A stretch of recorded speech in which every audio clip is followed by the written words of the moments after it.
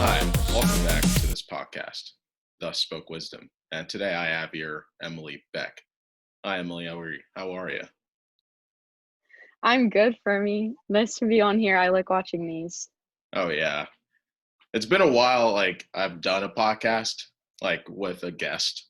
And in a certain sense, trying to figure out times to do this with you was kind of difficult, especially during school time, which this Yeah. semester seemed like a whole decade to me. Like after it was done, it was like, yes, okay, we're done.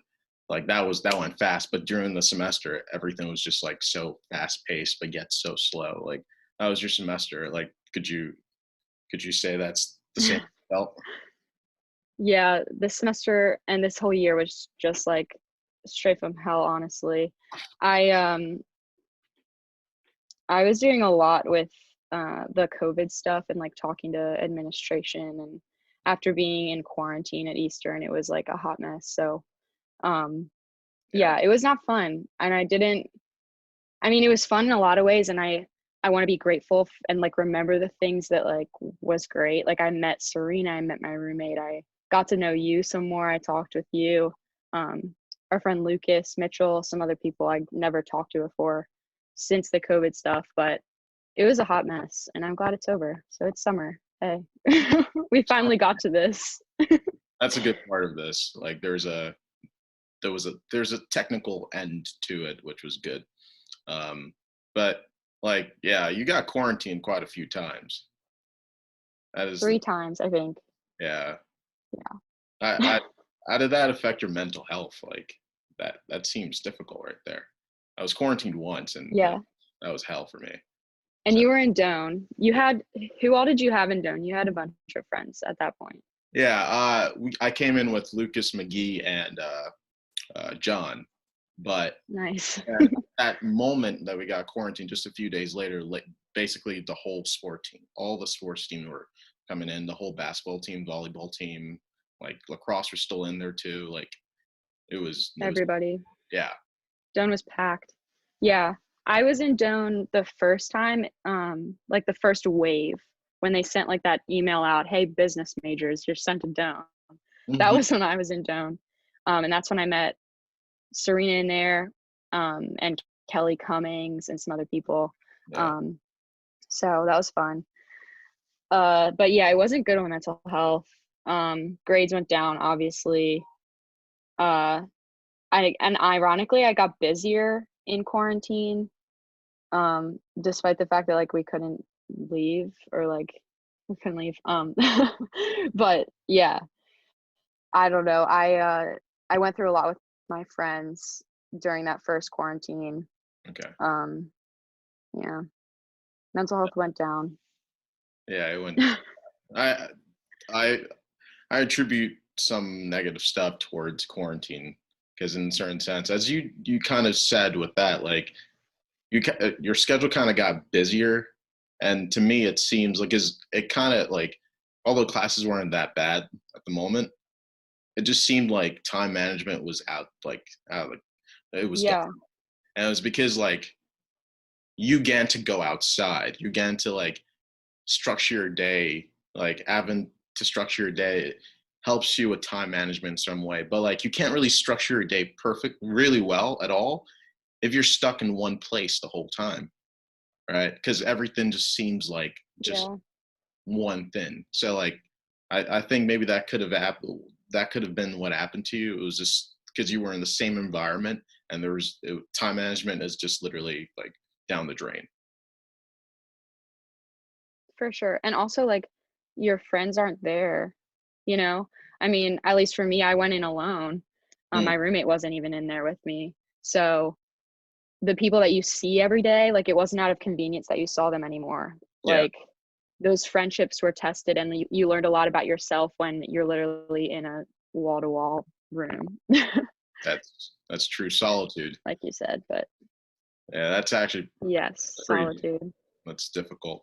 Do you think Eastern University, like the school itself, handled the whole COVID situation well in the first semester? Like when we first came back after the whole major like country quarantine. And do you, like, compared from Yeah. that to this semester that we just finished, like, what do you think? How do you think Eastern handled that? Because you said you Mm. were talking to administrators about like this whole thing, like, Yeah.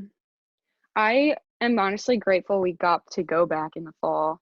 I mhm. know a lot of schools weren't even having in-person classes, and my entire schedule was in person except maybe one class in the fall. Oh So I'm wow, really grateful for that. Yeah. I don't know, was that the same thing for you or you were online? it was very like half, like, Half and half. yeah, Yeah. Well, I think as hard as it was on campus, and I agree and disagree with a lot of like policies they decided to put in place in the fall. I think they did a good job in the fall. I think it got dicey when the on campus quarantine started happening on our small campus. That's when it was like, well, what is the point of this? What's yeah, happening here?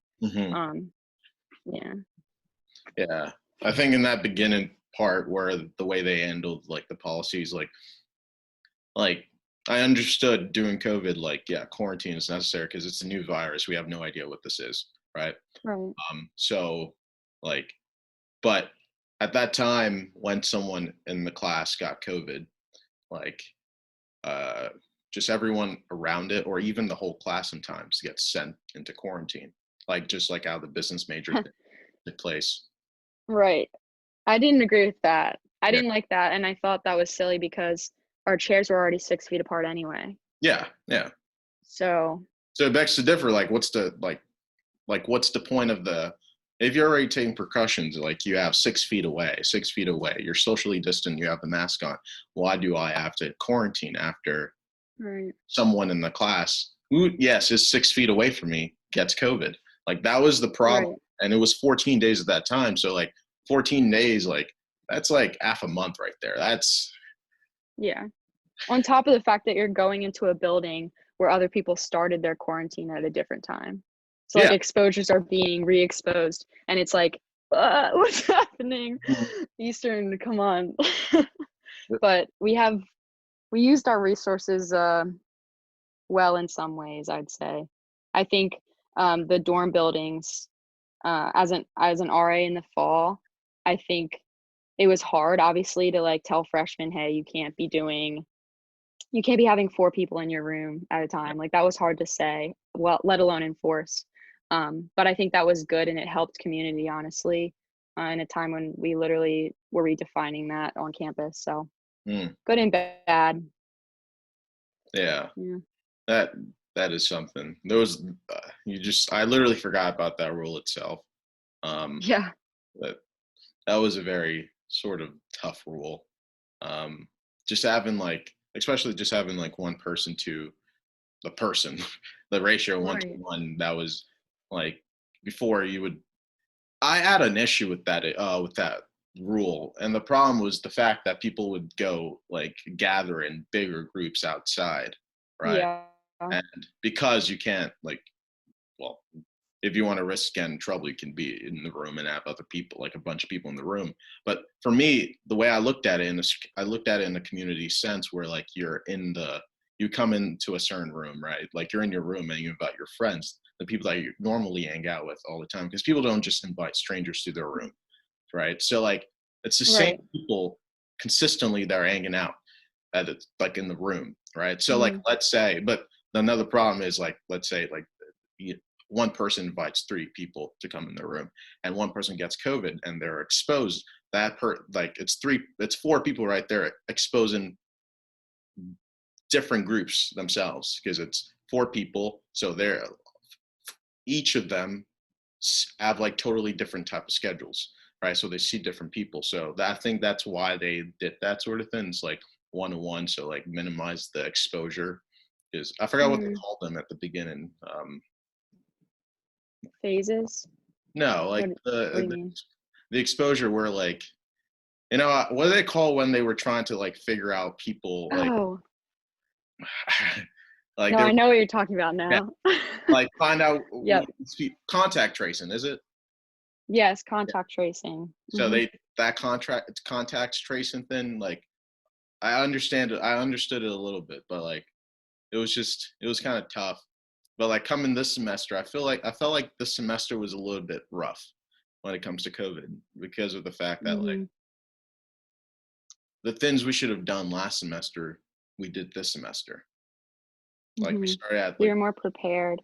yeah, and like Yeah. it was good, but people were confused. Like people I was talking to were confused because of the phases stuff, which kind of hit me by surprise. I wasn't expecting that to sort of take place, but To happen at all. yeah, like the phases, because like where we started last semester, we didn't really have any sort of structure. Have anything. Yeah. No So, structure. no No structure. preparation. So like, Mm-mm. were you kind of did you appeal towards Eastern when they actually created like some sort of structure, some sort of thing to go by this semester? Yeah, that I was happy that something was being put in place that we could all follow so Mhm. that there wasn't like a up in the air, let's change it as we wish Yeah, in the administration. But I feel like that still happened anyway. So it was frustrating that there was like a here's a plan and that we're not going to follow. hmm Um, but for the most part, they did. Yeah, the phase system was interesting, and I agree with the point you made about like the health aspect of the people in your room. When I said like community, um, the part that was good about that was like, okay, yeah, those four people that normally are in your room, Fermi, just with you and John, whatever, they're out in the lobby now. So like maybe you're meeting more friends if you're a freshman with COVID. Okay, Whereas my freshman year, I may not have made as many friends as these students did from that. interesting. And I don't know if they think about it that I don't know if they think about it that way because it was very restrictive, like all that sort of stuff for them. But Yeah, I like the way you just. I like your way of thinking with that. It's actually kind of important because you have like a different perspective on the way like a negative thing could bring a positive yeah, within it. you got Because to reframe it, sure. reframe it. That's Yeah, true. That's true. Like, because I didn't really think of it when the way when you said that, I didn't think of it the way that you actually were putting it because of the fact that like I expected that I was expecting that you hang out with your friends. I didn't expect that it is hard for freshmen when they do come to the school to make friends, right? yeah, I'm an orientation leader. I was for the last 2 years, and like I've noticed this quite often that the people like okay, doing orientation those few days, they make friends, right? And I've hmm noticed that the friends they made during orientation is the friends they normally keep throughout for the first 2 years, because I've only been for 2 years, so I can only say for that single time period. So like I've noticed the same people who hung out doing orientation hang out now, like that sort of thing. Like generally, not all of them. yeah, So um, but like I see like people also don't expand their wings in a certain sense, but like COVID brought about this way of like, oh, like during misery, you can have my back. Is like I see you and you see me, and like now we have something in common. We all have this in common. This is like the first time we can have something so detrimental, and like yeah, yeah, be like we both have experienced this in different ways, but in a sense the same sort of problem, you know. yeah. There was fellowship with the students for sure. Yeah, it's funny because you were my NSO leader, my freshman year coming in, and I remember you were one of the first people I met on campus, obviously. Yeah. But I remember it was you and another girl that I have in music classes, um, and the two of you weren't. I would never like think of you guys as like rah rah Eastern people. I Mm. don't know, but it was interesting, and I want to know like why did you enjoy like being a leader, like a new student orientation leader? Mm. That's a good question. uh I think the main thing that I liked about being a new student orientation leader was just the fact that like for me, like growing up, I personally was an awkward kid, right? I was an awkward kid, and I didn't Mm. really know how to make friends. I didn't have the urgency to make friends now that I like the way I have it now. I didn't have the sort of cues, you know, in my brain now before than I have now. And like I've noticed, like I've always been like after I start to learn like social cues and learn how to like have friends and like maintain friendships, because like making a friend, that's one thing, and maintaining a friendship, that's a whole different process. So like Yes. after I learned all that, like I start to see myself as like this. I put myself in this like leadership role, but in a leadership role that like I try not to,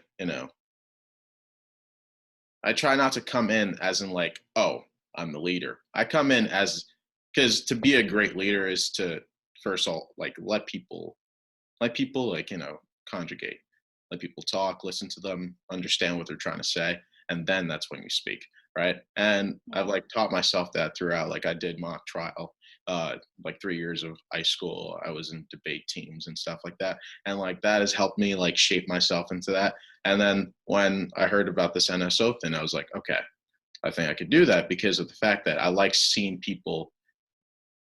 I like I personally love change. Like change and growth in individuals is the most impressive thing. I just enjoy seeing it. Hmm. It could be change for That's the cool. worse or the change for the for the better. So like I have since like when I was a sophomore year when I was one, I was like, wow, okay, it's cool because Yeah. people come. Okay, for example, DJ.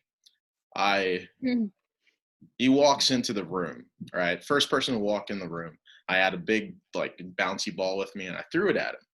I was like, "What's your name?" He was like, "DJ." I was like, "Nice to meet you, DJ." And he threw it back. And we just kept talking. By the way, DJ is one of my closest friends now, right? Right.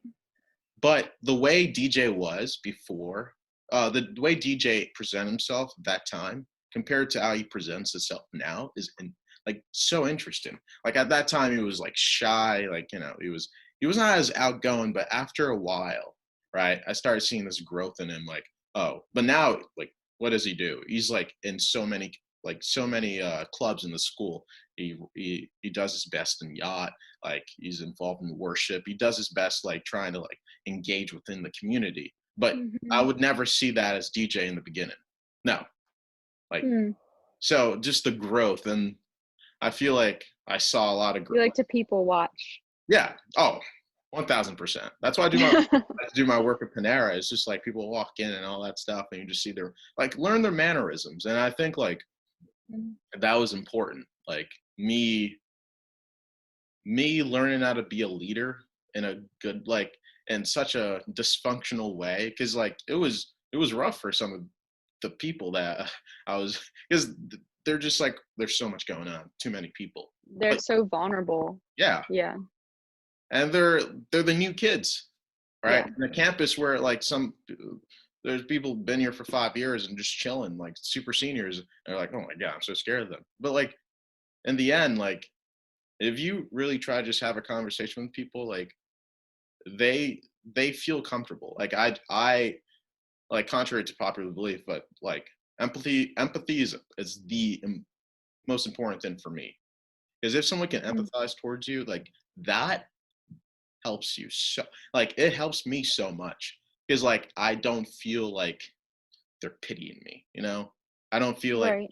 oh, like I feel calmer, I feel heard, I feel listened to. Like that's just the important part. So like NSO kind of it was like I'm not doing next year because I'm living Hmm. off campus, but like I'm grateful that I went through that whole thing, and whoever wants to do it, they should do it again. Like I did it with what's it called shoot Ben Howard, but now I think he Oh, retired. Ben Howard. Yeah. Yeah, I Yeah, think he did. he retired. So like I don't know who's leading this new one, but I hope that it still has the same energy, or like a different energy that can bring improvement. Because we were Yeah. it's a new thing. It's 3 years in making now. So like I hope that there's some innovation there. And I saw emails went out earlier than they normally did. So like that's, Yeah. and I talked to some people who were interested in doing it. So like thumbs up for that, because the whole thing is to drive people to stay at Eastern, because like Eastern is not a perfect Mhm. school. It's not a perfect school. No. It has its flaws, and the flaws are like not like big and inflated, but the flaws are seen, but also as good, right?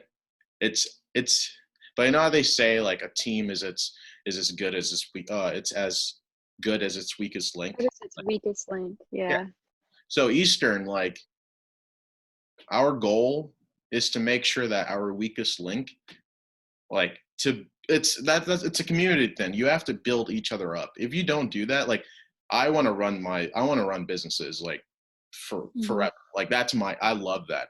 I enjoy the crap out of it. Like that's the thing.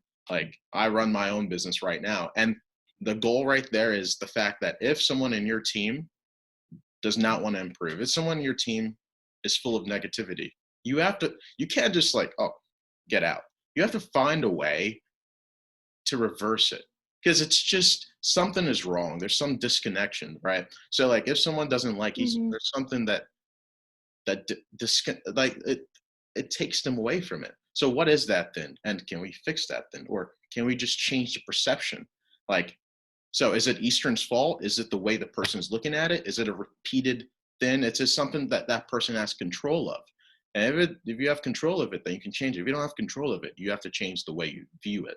So like that's how I Mhm. just these type of things. Mm. Yeah, that's cool. Yeah. I don't know. I remember the first like thing you ever said to me, and you did a great job. Like you said, like you were somebody that kind of met freshmen at like the level that they were. You weren't like this big cool guy that was like not going to talk to anyone. No. Um, which is very genuine and like uh hospitable, I guess would be the word. Um, but you we were standing in line to get on the bus to go to our professor's house, Okay. and I was talking, I was talking to some people, and you were there for some reason. I don't think you got on the bus with us. Were you just like supposed to be there? No, I was supposed to Um, be there. Yes, yes. okay, Yeah. just mingling. So I'm not somebody that's like afraid to talk to people. So I just kind of talked to whoever, especially that week.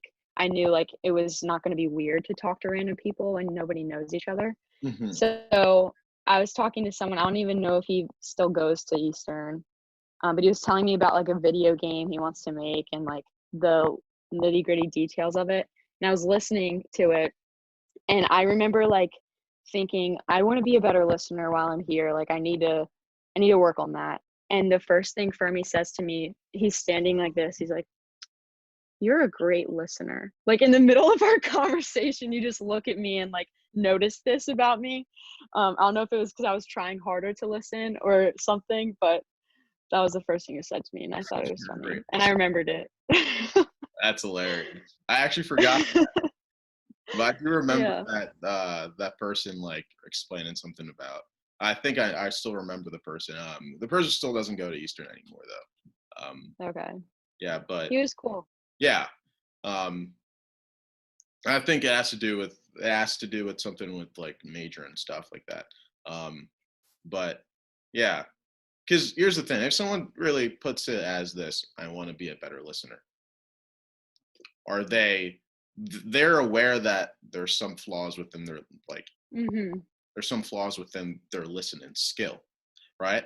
So right there and then, that person's already there, right? Mhm. Okay. So like I believe that okay, there's positive stuff and there's negative stuff. One the the first point is this. If you say something, it affects you. If you say I hate my life, it will affect you in some way. If you think it, Mhm. it won't affect you that much, but the moment you start saying it will affect you. But you are like, oh, as you said, like, I want to be a better listener. You're shifting towards a positive aspect. You notice that okay, you're not that good at listening, but you want to be better. If you want to be better, you're already getting there Mhm. already. Like that's the first step, like, admitting that you want to be better. And it's not admitting that you didn't say I'm a bad listener. You said I want to be a better listener, right? Yeah. Which is Oh, I good. like For you. that. Like it's good for you. So Yeah. That's like reframing in your talk. That's awesome for me. That's a good skill. I like that. I'm gonna be more conscious of that. yeah. Yeah. Do you like with stuff in life for you? Like how conscious are you with like things you do like on a daily basis? Like do you try to be conscious of like every like not every single act that you do, but like Right. even those small things, do you try to be like, okay, I'm doing this right now? Like, are you aware of what you're doing? Or like, do you sometimes like, are you sometimes like a zombie? You just like, do you feel some like in some days do you feel like you're just a zombie? You're just going through life, like it's just like the same. Sometimes I think I can get into that. I think when you have bad mental health or if you're just like not practicing good life skills, like Mm, you got to wake up, get up and do something. That's one of my favorite lyrics in a song. Um, and it's true. Like if you sit in your quarantine room and you just want to lay in your bed the rest of the day, you have the ability to do that yeah, because you are not required to go anywhere. But I think I'm a Christian and I believe that like every day I get to choose um, to live the values that uh, the Bible's taught me and that Christ has empowered me to do in the day. And so I have purpose in everything I'm doing. I believe that. And I think that it's interesting because I think Christians especially can think like, okay, God, thank you for this day. They wake up and I just get going and I know like, okay, I'm to be kingdom like seeking today. hmm But what does that mean? And I know a lot of people who aren't Christians, they have like set values, like personal values that they understand in the day, or like um, my father, when he sent me to preschool, would always say like, Emily, have fun and be nice to your friends. So there were two things that I was going to do that day, okay, and my father set in front of me. hmm Um, so now it's kind of like how do I break down like if my goal in the day is to be kingdom seeking and to be like Christ, what does that translate into in like values, or like for your business, is excellence a value that you want to pursue? Is that something that like all your employees, everybody under you and your team, um is that something you want to pursue in excellence? So like when I asked that question to myself, like, am I a good listener? I want to be a better listener. That was me pursuing a value of excellence in my life. okay, So while I might not be conscious, like I identifying specific values in like what I'm doing like now, just talking with you, yeah, um, I don't know. I don't know if I'm like, okay, I know what I'm doing, like checklist of this is my mm, purpose in doing each little thing. yeah. But I definitely think there's like a big picture everybody has. And that's kind of how I think, if that helps. Hmm. I Mm. that is well thought out. Good. That's actually well thought out. Um, like with values in life, that's do you think a person can live in this world without any sort of values? And what would you call that if someone lived in this world without any values and just did whatever? Would you consider that a value? Yeah, I would consider that a value. Hmm. That's why I laughed at first, because I think we are made to pursue purpose. Like that's a question everybody has. If they're not a curious person at nature, I think they have it, and whether they know it or not. So I don't know. What do you think on that? You brought the question up. Like, I think you can shoot aimlessly into life, and I think people have done that and like lived long Oh and yeah, died, and that's it. But the problem yeah, is like those type of people to me are have the least anxiety, I would say, the least stress, because there's a problem about values and like just straight up purpose. It's the fact that like if you do have life values and life purposes, what happens when you're failing at them? Mhm. all right? Or you catch yourself slip up on one of the key values that you like, because there's some values I there was a very like value. There was one value in my life that I held on. Like I did my best to not mess up and to just keep it Mhm. right. And like when I would see others mess up in that, I would get frustrated. And one day I went, it was literally funny to me because God makes you laugh sometimes. He's a real joke. Yeah. I saw a quote about if you get mad at something someone does, you're not mad at them. You're actually there's Mhm. there's something wrong with you that makes you mad at them, right? So I was like, Yes. interesting, right? So I was like, okay. Then that day, I messed up in my values. That same day, I'm not sure if I was just like being a zombie or something. I just literally messed up. I was just like, but the good part of it, it humbled me to understand other Mhm. people when they mess up in that same area of life. Yeah. Hmm. Like personally, I believe like values are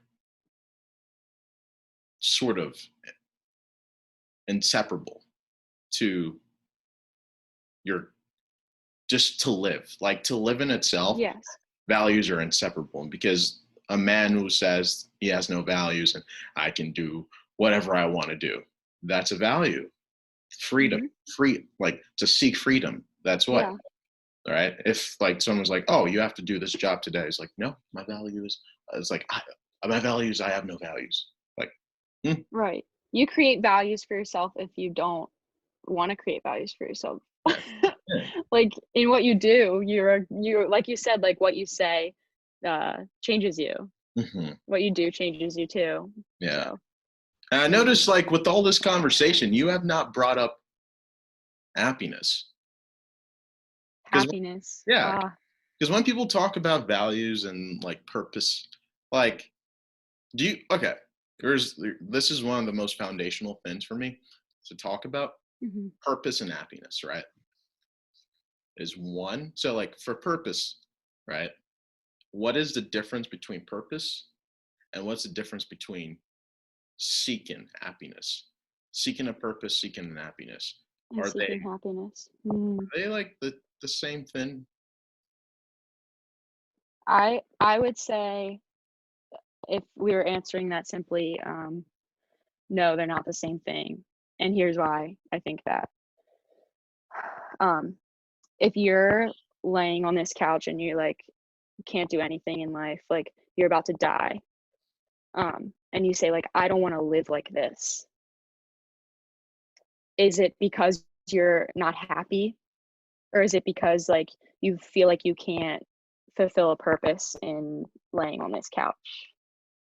I don't know. I think that's something that everybody struggles with, and I think that Mhm. um, I deal with that in like pursuing pleasure because that's what I think of when I think of happiness. I think there's a huge difference between joy and happiness. I think joy can be a value to Okay. pursue in life, um, and I think that's very internal, joy and bitterness. Mhm. Um, and pleasure and like happiness is something that comes with your purpose, but I don't think that that should be uh, seeked as like an end goal in life or like idolized in life. I Yeah. think that your purpose, like Jesus's purpose on earth, was to come and die for us, and that's not a very happy ending for him personally. No. But it's a joyous ending for everybody. So yeah, I like that. that's how I think about that. Especially the fact where you say like joy and happiness is sort of like in that purpose part because Yeah. I see the fact is like happiness is more of a momentary thing, right? Hmm. It's very momentary. Very temporary. It's very because Our faces. yeah, because the point of this Yeah. like purpose sometimes purpose. Okay, there's a book, Viktor Frankl. um, Man Searching for Meaning. And Viktor Frankl is a person who Hmm. basically he lived his life, and he was he was sent to Auschwitz. He was sent to concentration camps, and Oh wow. he saw that multiple people, like he knew all these people there. He said the people that actually in the end kept fighting, had some sort of will to just live are the people who have subjected themselves to a life purpose, but a daily purpose, which is Hmm. kind of interesting to me because, like, Jesus' purpose, yes, as you said, was to come and die for our sins, right? But that was not until he was like 30 something, right? So, like, Hmm. for Jesus Christ, yeah, he was born, right? And like, we have to also remember he's like fully human too. So, Jesus himself, like, someday his purpose was to come and make sure his mom was well, right? To go out and go grab Yeah. some medicine and like take care of her. It was one day his purpose, like, I feel like when I'm talking about purpose, like, it's in a certain sense like task too, in a certain, because Hmm. like for me, I feel like a person without a task to do at hand, like, because Jesus technically coming to die for us is a task for him to fulfill, right? Hmm. So Right. basically, like, let's say, those days where you have nothing to do, there's nothing to do, right? You feel so bored and you're just on your phone the Mhm. whole time, right? Like, and you feel Yeah. drained, Yeah. right? But the days where you do have things to do and you're going towards a goal, like, let's say, like right now, your goal is to graduate. Your goal is to get your degree. That's your Right. purpose right now, but it's not only your full purpose too, right? Is there I Mm-mm. Do you believe there is like a encompassing, like, full purpose of your life? Do you think, like, how Jesus was brought into this world, like, to die for our sins, do you think every single person has a complete purpose they must fulfill?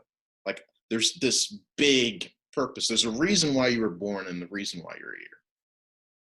Yeah. Like a big picture A big picture purpose, purpose. not a just a nuance of little things.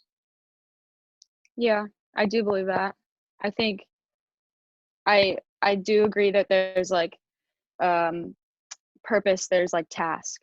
Uh so like to answer that question, yes, I personally believe that everybody has the same purpose in um being alive to uh love God and love others.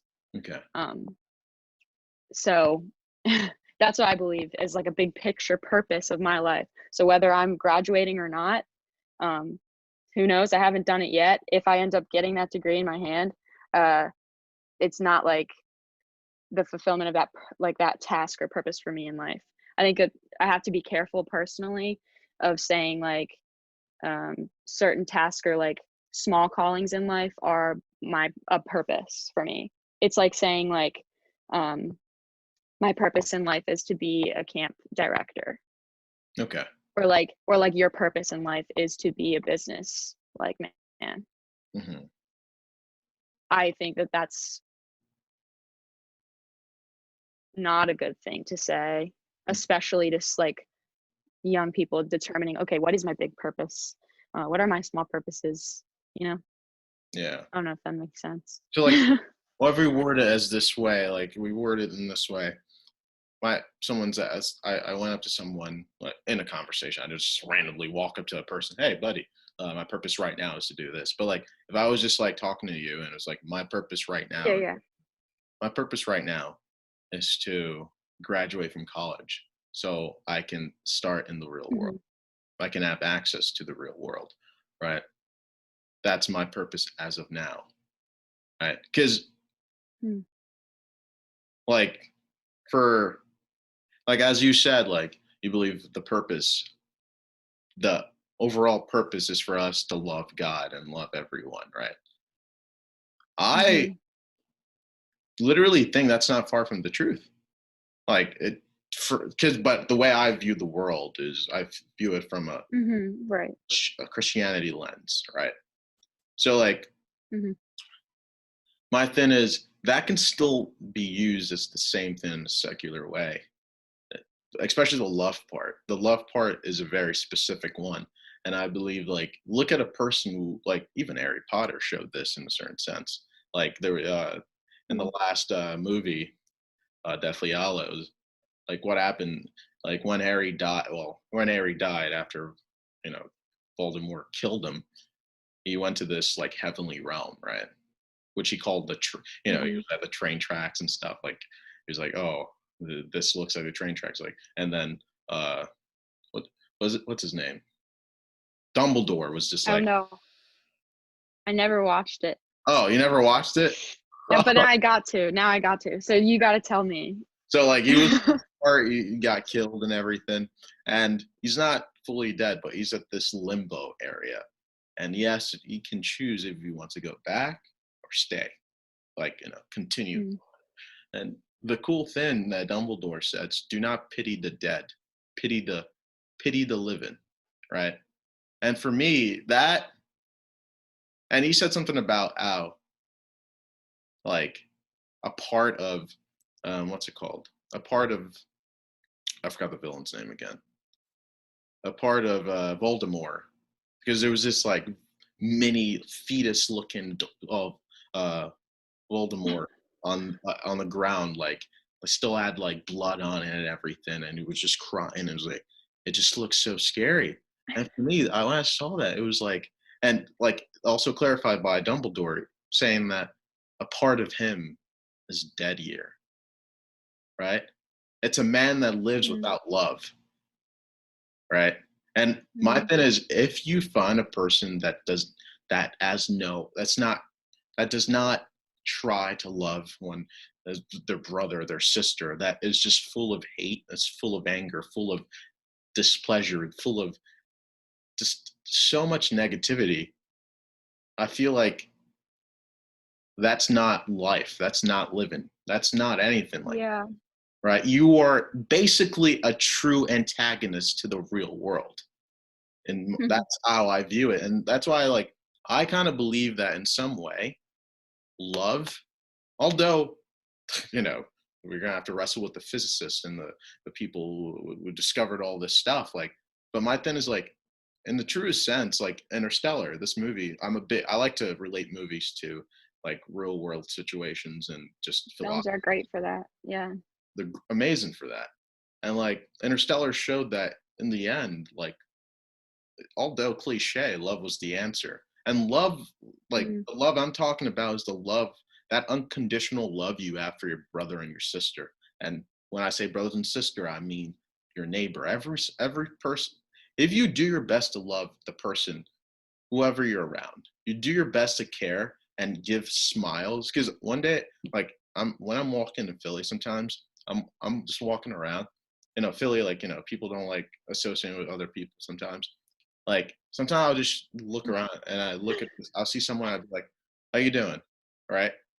And Mm. one day I did it in front of my friend, and that person like had like a face like, oh, hey, like was we're they were stunned that someone actually said hi to them without like wanting Mm. something from them, without like because people over there, for some reason, like there's a lot of like, mean stuff goes on there. Mean stuff, right?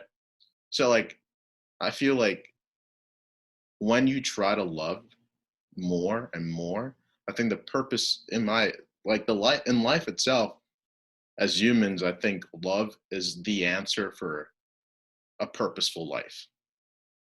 Mm-hmm.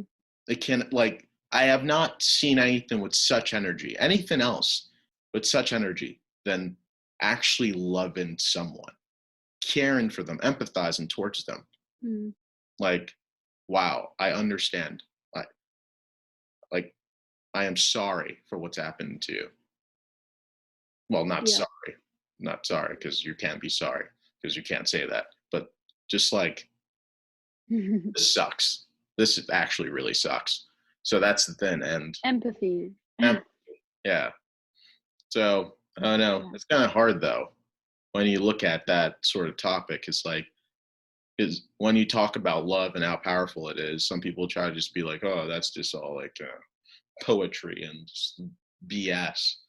But in the love has fixed a lot of things in this world, Oh yeah. like going from civil Yeah. rights to just plain dictatorships. The way to end them Mm, is through love and I care about my neighbor, so this can't happen. right. It's funny that you said like mean stuff happens in Philly. And Philadelphia is what, like the city of brotherly love. So I think it's funny. I'm from Central Maryland, so my city over here is Baltimore. Hmm. And when I came to Eastern, what I experienced was the opposite of what you were talking about. Everyone was saying hi, or like people were more friendly in Philly. So when I think of Philly, I think of that sort of stuff. Hmm. But I guess I don't know. That's interesting to me because like in the South, if my teammate, she's from like Charlotte area, I think, if she were to come up to Philly back to school in the fall and like we had this discussion with her, she'd be like, "Oh my gosh, nobody says hi here. Like everyone's looking at the ground." Because in the South, people are like, "Hey, how are you? How's your granddaughter?" Like, you know. Um, I don't know. I think that's interesting. City of brotherly love. Yeah. Hmm. Even the city itself, like it's kind of like I just when I'm there, I don't feel not safe because like it's just more of like I don't like there's so much there's especially the homeless population.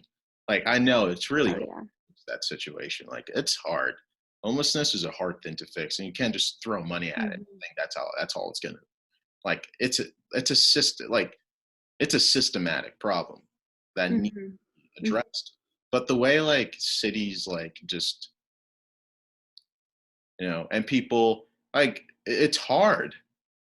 It's really hard. 'Cause, Hmm. like, sometimes I'll see like an homeless person. They didn't even ask. They didn't even, like give me $1. Just like have a good day, Yeah. right? And then I'll have some people. I'll see some people just literally recording a homeless person. Like, look at this weird thing. I'm just like, why? What's the point Like of that? it's an attraction. Yeah, Hmm. that's the problem. And like Yeah. for me, when it comes to like love,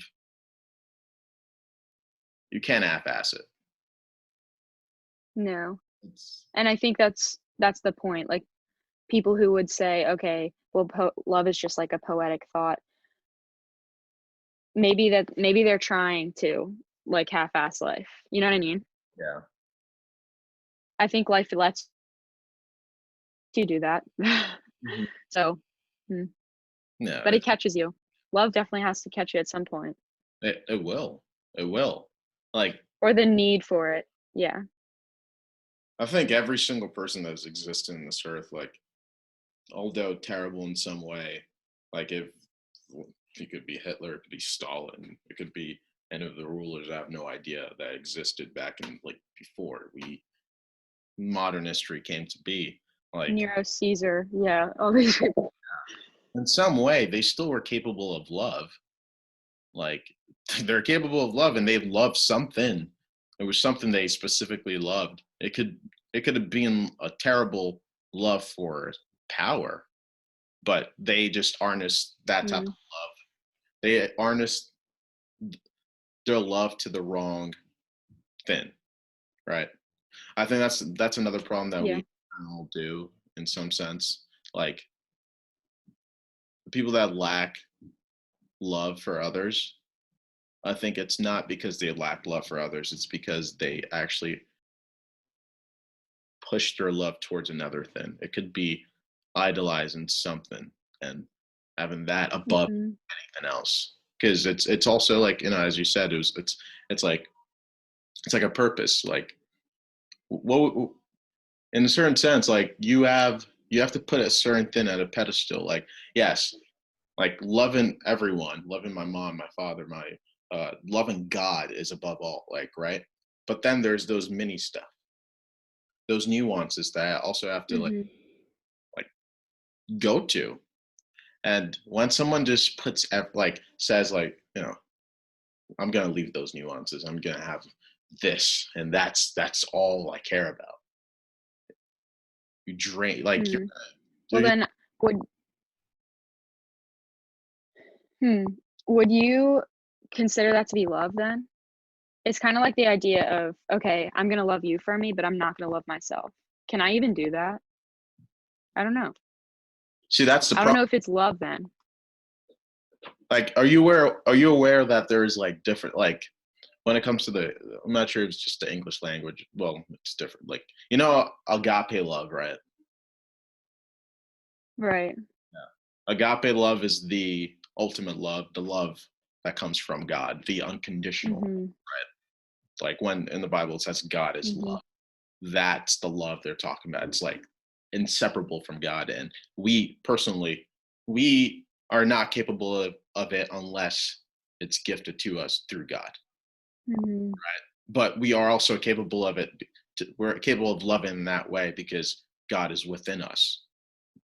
That's Mhm. so like, and then there's different types of love. There's the love that comes from Different times. Yeah. like it's so like there's like conditional love that exists too, right? So like the problem Mhm. is like what type of love are you making your God in your life in a certain sense? Like are you Mm. because if it's the agape love you strive for, then therefore you have to strive for God. You have to strive for something beyond you, right? In a secular way, if you want to think about it. But something beyond you that you're not the answer, and something else is above you, right? Something else is above you that gives you the power to love someone this much. Because sometimes, like, you go through an issue in life, and like maybe someone does you wrong, someone you trusted perfectly, like you give your trust to them, and but the true answer is you have to forgive them, right? Like you have to forgive them. Like Mhm. they have wronged you, but you have to forgive them. And how do you forgive them? Forgiveness, the first step of Yeah. forgiveness is literally to love them, to understand that you do love them. So like Right. that's the unconditional stuff. But like romantic is different from that type of love. Right. And sibling love or love with your mother. Mhm. Yeah. Like they're all All very different. it's so different. So like what but I Mhm. understand what you're trying to say with the fact that like I would say with that the example I gave beforehand with like like a dictator like capable of love but Sure. put all their love on this certain like power. I don't even call it love then.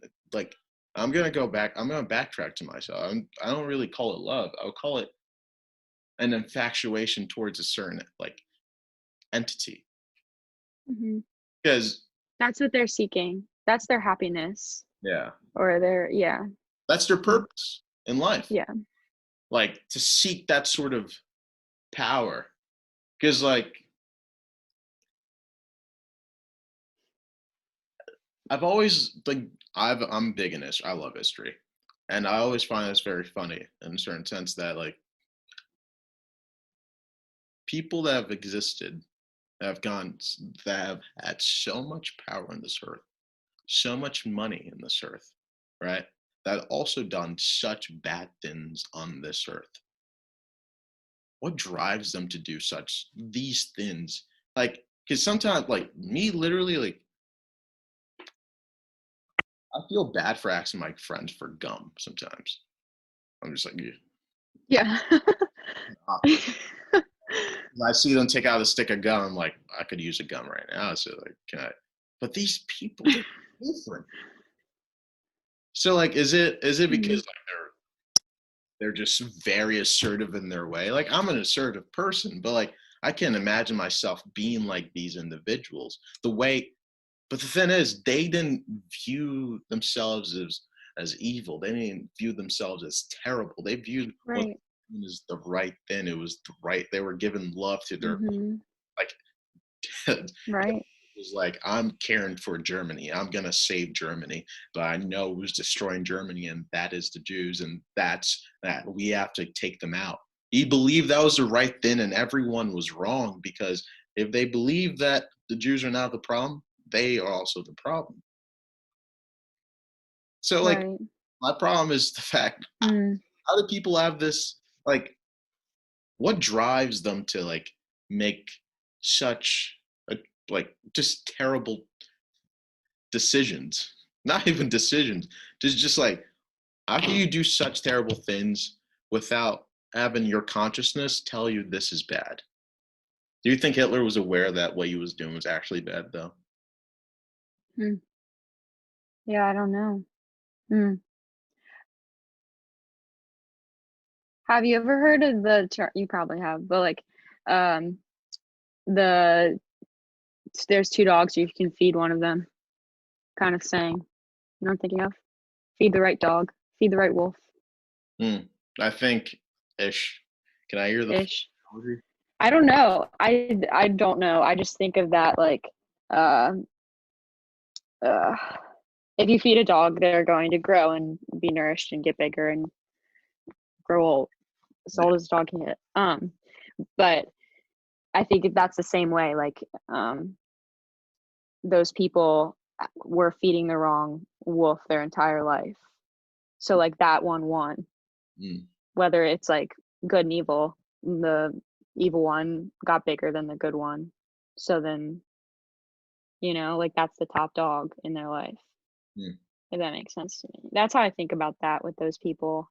They just tumbled down the wrong thought process and convinced themselves that maybe tables were flipped, that that really was love for them, Mm. like you said. Like, on top of that, there's one of my favorite philosophers, Nietzsche. Nietzsche. Um, he talked about something called a daemon, and Carl Jung, he's a Swiss psychologist, talked about daemons too. And Mm. daemons are technically, like, they are your consciousness. They are, like, let's say you're about to, like, do something terrible. You know that thing that tells you, why are you gonna do that? That's bad. No, it's Mhm. not even the fact that you want to do this certain thing. Like, let's say it's, I am not supposed to touch this. It's on the desk. I'm not supposed to touch it. Mhm. But I want to touch it. But Mhm. something tells you in your mind that's not the right thing. You're doing the wrong thing, because that goes against what you were told or something like that. The daemon. The daemon is your consciousness. It's that it's that thing that talks to you. And they claim that every single person has a daemon. And I love how it sounds a lot like demon too. Demon, yeah. But Mm. it's I haven't read too full into that. But the thing is, like, maybe that's the dog too. Because if you have trained your daemon to like think a certain type of way, like to not bother you, because it seems like this daemon is Mhm. is a clarifier. It's like it doesn't stop you from doing it, but the daemon is like, are you sure you want to do this? Mhm. Are you sure you want to, like, even people will go like do mass shootings at schools and stuff like that. Well, they have consciousness. They're aware of what they're doing. Right. So the question is, like, are they actually aware of, like, are they aware that this is a negative thing? You're like, because when I Mhm. want to, if I'm doing something, if I'm about to do something bad, which I can say, I, like, if I'm about to do something bad, like, something in my head tells me this is not good, which makes me Yeah. step back. It can't stop. Mhm. If I want to do it, I'll do it. But it reminds me. So my thing is, like, do You you? have a conviction from your conscience, yeah. Yeah. And I think people can ignore convictions. They obviously do all the time. Like you said, you could touch the chapstick, Hmm. whatever. Um,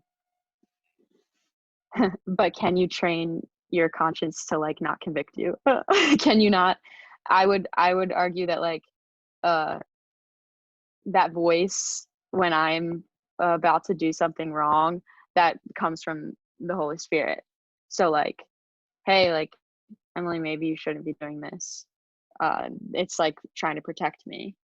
So if I don't think that that voice is trying to protect me, I'm not going to listen to it.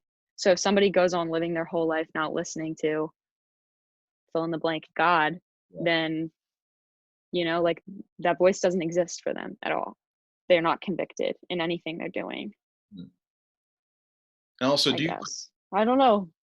I like what you just said, because it's like worldviews are kind of important with this. Like like you see that as like the Holy Spirit.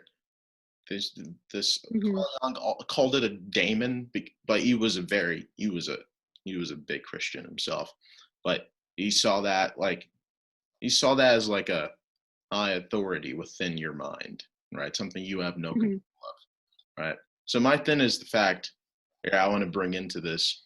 I was just thinking, I was like, okay, maybe, like you can have an ideal, right? You know how people idolize Right. type of thing. So like you have person A like Jim. Jim didn't like this. This is what Jim does. Jim started to idolize for some reason, like a famous shooter, right? Because Mm. Jim never was a famous kid in school. People he got Mm. no one liked him, right? But you thought no one liked him, right? It's your perception. Thought no one Mhm. was picked on by all these kids, and negative stuff as a worse. Like there could be people saying, "Hey Jim, how you doing?" But if like okay, you go to work, right? And like your boss comes up to you and is like tells you 99 things that you're doing well, but it tells you one bad thing you're doing. What is your mind Mhm. focus on? The negative, Yeah. right? So Jim hears one negative thing over and over again, but still hears good stuff, right? It just keeps hearing negative stuff. Focus on the negative and sees that he also wants to be like the cool kids. He wants to be known, but no one wants to know him, right? So he started to see how these people, like these school shooters, like, oh yeah, I love this. Like these people are like they're always on the news. People have to listen to them. You have to hear them. So Jim decides to go do exactly that. Right? He idolized that. And when you set an ideal, because for Mhm. me and for when I set an ideal, like my ideal is like not my idea is actually to be a good person in life, right? To be a good person, which I'll never reach because Mhm. it's an ideal, right? I'll never reach that. When you have an ideal like that, every act I do that goes against it, my mind reminds me that I'm not doing well, right? For some reason, Mm. I judge myself. Every action, because after you have that ideal, there's that ideal acts as a judge, right? And that judge also, because there's a Mhm. lot of stuff going on in your mind, right? And that ideal always act like a judge. And if it's acting like a judge, and like Hitler, right? His ideal was what was I can't this is a lot, but like his ideal could have been just like to exterminate the Jews or to make Germany better. But he's noticing that Right. this is the problem. This is Nationalistic. Yeah. nationalistic and stuff. So and he's not reaching his goals, but there's something that helps him reach his goals, right? To create this brotherhood. But he can't create this brotherhood Mhm. like Jews in the country. So what is he doing? He exterminates them. And that then acts like a judge. And while he's getting good feedback, his feedback is positive, he keeps going, keeps going, keeps going. And that daemon, that consciousness lessens, right? Because there's Mhm. something that controls all of it, the judge. It could be a good judge, it could be a bad judge. Like it's like when you want to look a certain way, you want to have this certain type of body, right? You want to be this type of you play basketball. So like let's say Mhm. you have this like person you want to be like, you want to do great, you want to get like a 30 point, you want to get 30 points in a game, right? That's you want to be doing that frequently, and then you're not doing it, right? That then acts like a judge, and it tells you you're not doing it. You're not doing well, so you beat yourself up, but you try your hardest more and more and more, and that thing gets louder and louder and louder, right? You get to 30, but then Mhm. what happens, right? What happens after you get to 30? Right. New goal. So it's kind of scary in a certain sense how like Mm. when it comes to like purposeness, when it comes to happiness and all that stuff, there's so much within the conversation that just makes it hard because We have all different, like you're a Christian, I'm a Christian, but the way we both see Christianity is different, right? Mm-hmm. And you're having people with different problems they go through in life, and trying to focus on a life purpose and trying to find a life purpose, trying to find happiness. Like, why do people go straight to happiness and not purpose? Purposeness, because happiness feels. Right. Feels good. It's not hard. Yeah. But that book I mentioned, Viktor Frankl, Man Searching for Meaning, literally it said I'm those searching who for seek me. happiness will cease to find it, which is Yeah, they have to redefine it every time. Yeah. Mm. that's tough. But I feel like if you have Mm. a certain purpose in life, that like it's for me like Batman. I love the Dark Knight. He's not an happy person, right? But he has momentary happiness, but his purpose is to make sure his city is safe. At first, it was to get vengeance from his uh, for his mother and father that were killed, but it turned into keeping a city safe. And no matter what happens, he could literally every single day fail, fail, fail, right? Mhm. The purpose drives him to get up in the morning and keep going. The purpose Mhm. drives him to. How cool is that? How cool is that? How cool is that? That like vengeance that literally would have had an end turned into like a purpose that gave him like perpetual meaning to get up. Hmm. That's so cool. It's perfect. Mm. I, I I, like that a lot.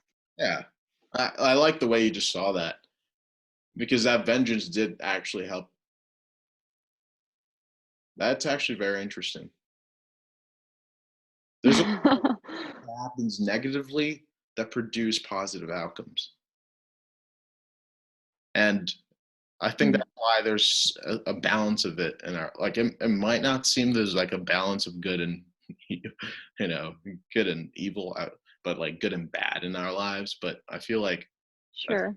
the reason, because if you can during a bad time, a terrible time in your life is also an opportunity, right? In some way, like COVID was an opportunity for a lot of people. A lot of people got their life back together because of COVID. A lot of people got time to Yeah. like businessmen and like people who are like always at the hot like not so, they're always at the they're always working, right? COVID gave them the chance to Mhm. stop and see their parents, or like see their kids, Mhm. their babies, right? That's the thing. It's a blessing in some way. Yeah.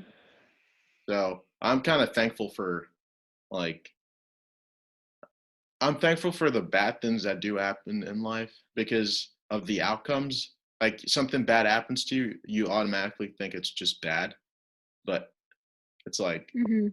really that bad though. You have to wait Right. what happens after. Yeah, and we aren't there yet. Yeah, No. I like that. I always try to think like that, and it reminds me of I forget the Bible verse, but um how God tells us that he can take anything bad and turn it into good for us who love him. Mhm. Um and it reminds me that I'm human. It reminds me that I'm going to mess up, but that there's healing. Um I don't know. Yeah, I like that a lot. Also, I've never like gotten into Batman or any like the superhero people other than Spider-Man, which I'm excited for that new movie. Oh my gosh. Heck yeah. Um, but now I'll have to look into Batman. That's interesting. Okay, yeah. He's a character too. But that's like DC and stuff like that. But I want to say thank you for coming on today, though. Yeah. Yeah, Thanks for having me. I love talking to you. You're a very smart guy, and I appreciate the conversation we not even close, but yeah. But thank you, though. Hopefully, had. on again. There's like other topics I would like to just talk to you about, and like I know this will do well as a podcast. Like people are gonna enjoy listening to what you have to say and stuff like that. So, and I like the fourth in the background. Awesome. By the way, that's classic. Want this in the back? Yeah. Is it a bumper? This this Yeah. yeah, it's the back of a NASCAR. Oh, Yeah, geez, that's pretty it's dope. pretty fun. All right. You have a Pretty good day. dope. All right. You too, Fermi.